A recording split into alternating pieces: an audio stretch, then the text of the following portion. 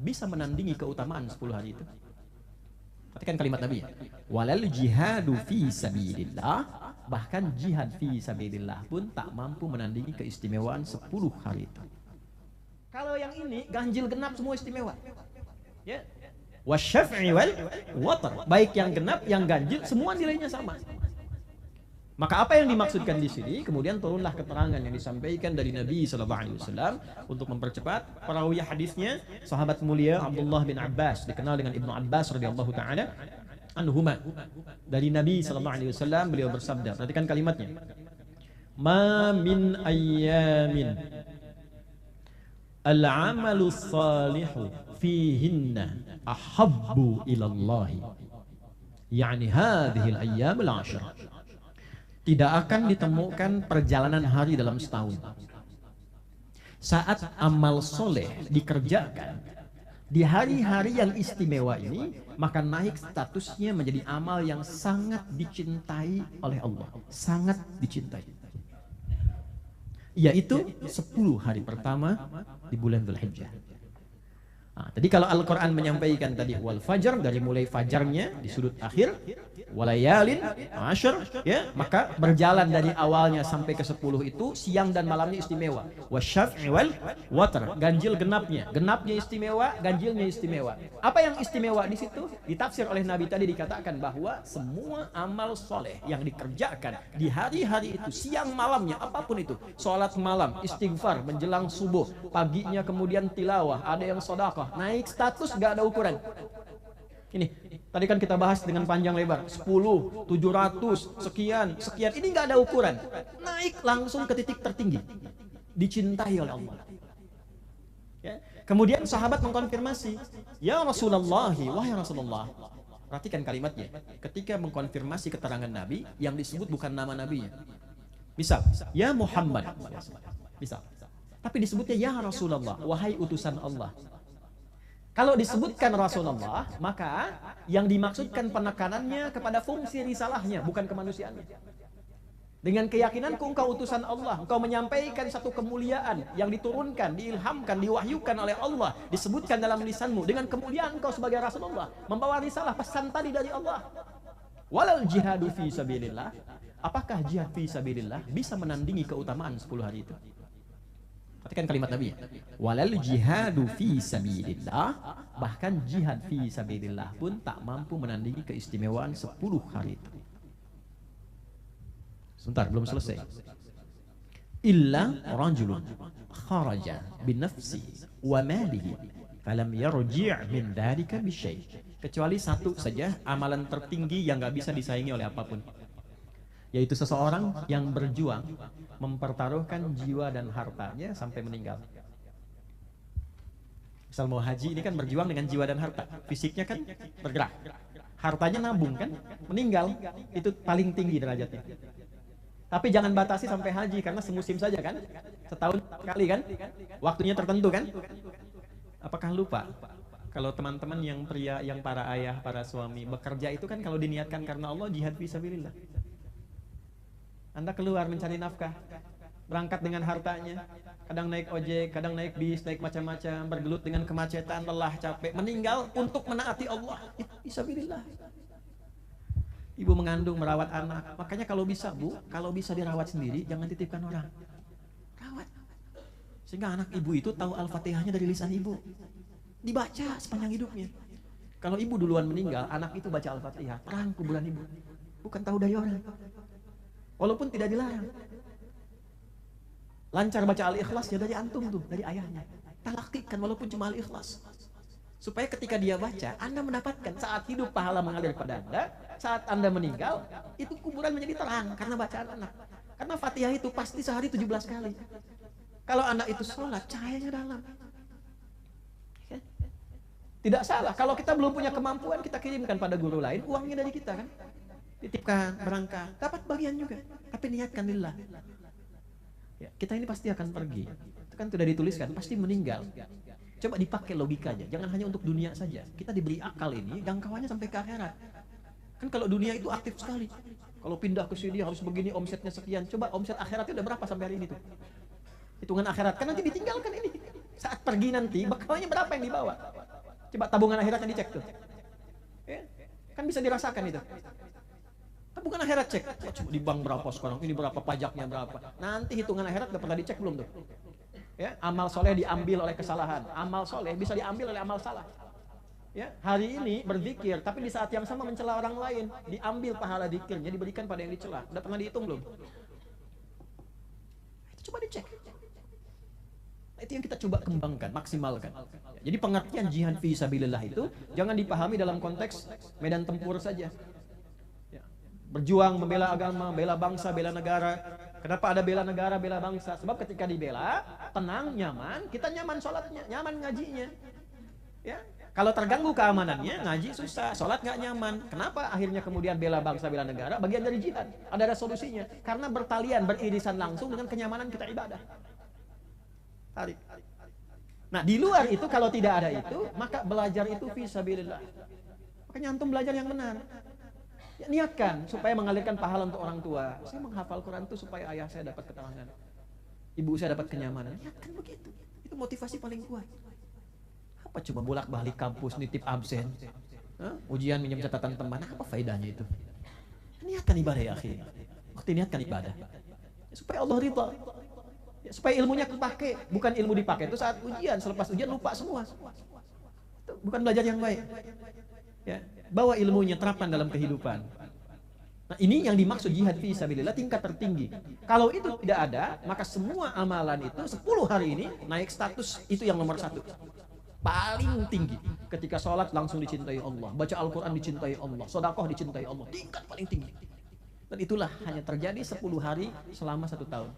Itulah awal pembuka Dzulhijjah, tanggal 1 sampai 10 Dzulhijjah. 1 sampai 10. Makanya kenapa yang ke-10-nya itu dirayakan, gembira, senang. Ya, bahkan kalau di Arab itu Idul Adha itu lebih gembira, lebih bahagia dibandingkan Idul Fitri. Idul Fitri itu rindu Ramadan. Begitu Idul Fitri, takbirnya tuh takbir gembira karena berubah jadi baik. Terus rindu Ramadan lagi. Saya kangen Ramadan, ya Allah, berpisah Ramadan, Allahu Akbar, Allahu Akbar. Kalau ini beda. Idul Adha itu karena dia bertambah mendapatkan cinta Allah sehingga merasa menjadi lebih dekat dengan Allah. Kan kalau dicinta itu lebih dekat kan? Ya, orang tua cinta pada anak, tandanya hubungannya lebih dekat. Qurba itu dekat. Semakin dekat namanya kurban. Kurban itu asalnya bukan potong hewan. Asalnya kedekatan yang bertambah lebih, bertambah lebih, bertambah lebih. Bagaimana cara kita menata diri supaya terus bertambah dekat dengan Allah? Maka latihannya dilakukan tanggal 1 sampai 10. Karena motivasinya ingin lebih dekat dengan Allah, Allah balas dengan menurunkan cintanya. Maka dijadikanlah semua amalan itu dicintai oleh Allah. Nah, ini dasar berpikirnya. Dan ini real. Jadi kenapa berbahagia, senang, Allahu Akbar, Allahu Akbar. Dan takbirnya, Umar bin Khattab, memulai takbirnya bukan di hari ke-10, bukan saat maghrib. Hari ke-9 itu ba'da fajar, beliau sudah takbir, saking senangnya. Saking merasanya, 5 menit kok, saking merasanya cinta dari Allah. Allahu Akbar, Allahu Akbar, Allahu Akbar. Ya, yang kita kerjakan kan sunnah, ya, dari mulai 10 kan, 11, 12, 13.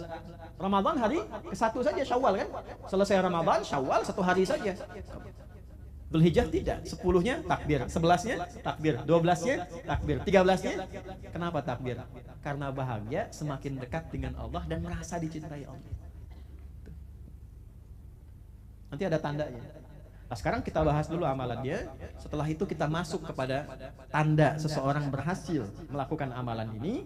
Yang di Mekah bagaimana tandanya, yang di sini seperti apa tandanya. Lalu menjaga konsistensi itu minimal sampai kita meninggalkan dunia ini. Itu batas minimalnya. Jelas? Halo, jelas? Baik. Sekarang kita mulai.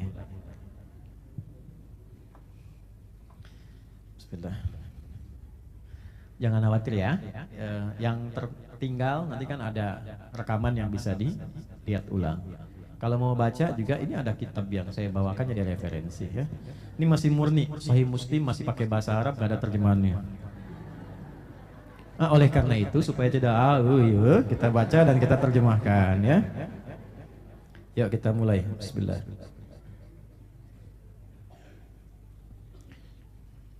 (1977) Kadang-kadang kalau kita pakai hafalan, nah, seringkali ada yang bertanya kitabnya. Jadi untuk menguatkan, kita bawa kitab. Baik, sebelumnya nanti kita akan coba berikan satu gambaran dulu Bapak Ibu sekalian untuk rumus bagaimana mengumpulkan amalan yang dicintai oleh Allah Subhanahu wa taala. Ya. Karena tidak disebutkan amal bagaimana oleh Nabi, maka semua jenis amal soleh. Jelas?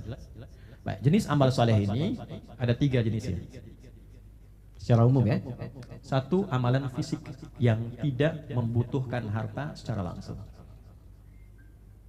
Misal, sholat tidak membutuhkan harta secara langsung.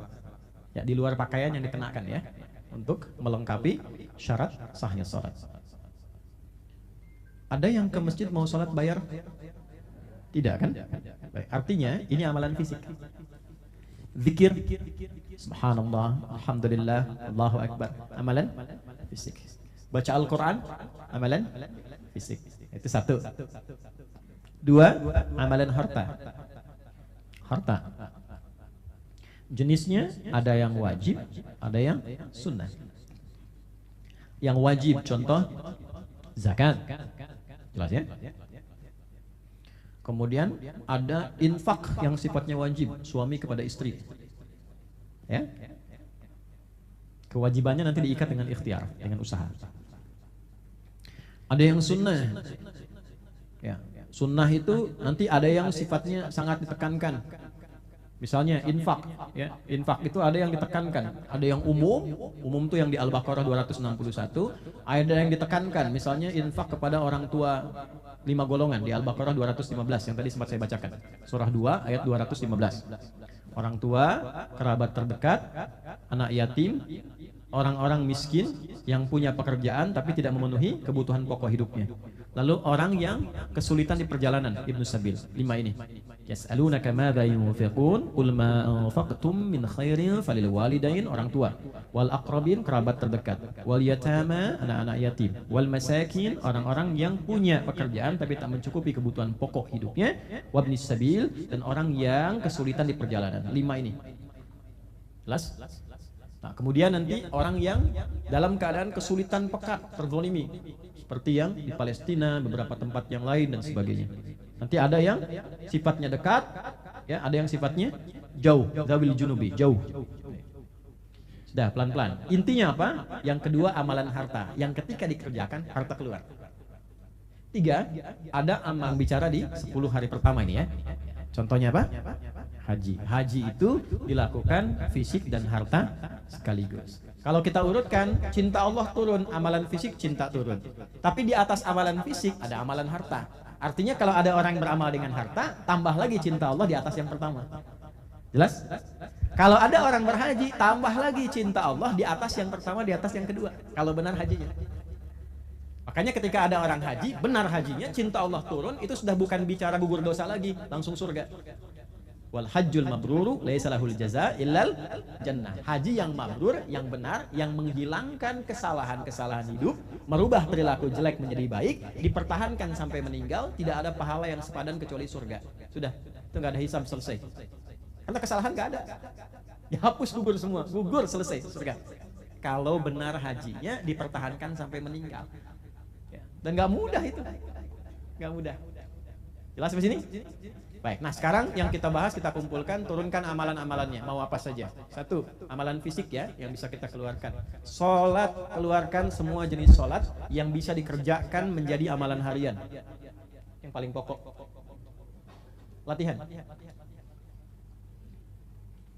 Fardu, sudah jelas. Ada 5 waktu. Berapa rakaat, Bu? 17. Kemudian ada yang nafilah, hukumnya sunnah. Nafilah, sunnah. Nah ini mungkin yang perlu diinformasikan.